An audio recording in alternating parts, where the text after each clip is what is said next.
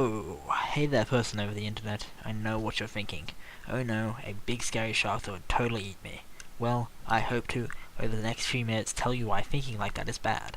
That was a grey nose shark, or sand tiger shark, or ragged tooth shark. Calcareous taurus is found along coastal areas such as the east and west coast of Australia, and are actually genetically different from each other. It has a large, stout body, flattened conical snout, small eyes, and a long mouth extending behind the ears, and all like teeth. These fearsome looks have caused it to be the target of a misguided population since the 1800s as being seen as a man-eater, driving it to near extinction. The grey-nosed shark is very docile and will only attack when provoked. With an estimated population of 500 to 1,300 along the east coast, this species may disappear within the next 2 decades. Apex predators such as sharks are important for keeping the trophic levels of food web in order, and if an apex predator is lost, a trophic cascade could occur, possibly devastating an ecosystem. Calcareous taurus is adversely affected by the practice of shark fin fishing.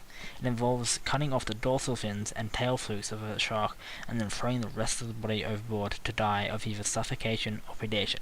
Grey nose fins are priced at $400 Australian per kilogram and are targeted regularly due to this.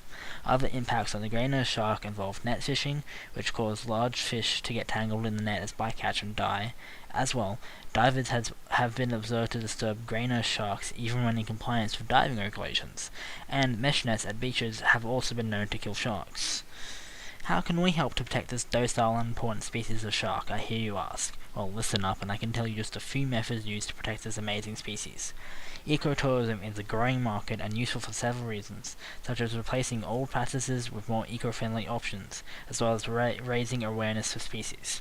However, if not supervised and managed properly, it can have a negative impact on the species it is trying to protect. By implementing tunnel excluders in nets, the bycatch of large, vulnerable species, such as sharks, can be reduced 40 to 100%, as shown by a prototype from the Dutch. Smaller nets can also be a great way to reduce the amount of bycatch while being just as effective at catching target species. Beach anti-shark nets are only set out in Queensland, New South Wales, and South Asia, and cause sharks to get tangled in them and die. As said by Gruber in 1991, in places such as the United States, the law presumes that getting bitten or attacked by an animal in its natural condition does not induce any liability whatsoever, so better measures need to be taken and swimmers educated on proper beach safety. 2 very important strategies that are needed are legislation and international cooperation. The grey nose shark was the first shark species to be protected and is currently listed as endangered under the Commonwealth Environmental Protection and Biodiversity Conservation Act. Practices such as fin fishing need to be properly banned or regulated.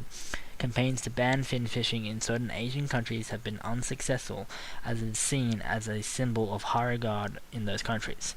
Regulating it so that endangered species like the grey nose shark are protected, allowing certain shark species to be used, but humanely, need to be implemented.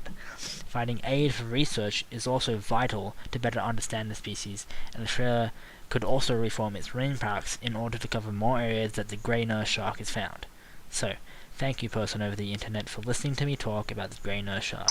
I hope this video cleared up some misconceptions about shark species for you and allowed you to see how important it is to preserve such a great species.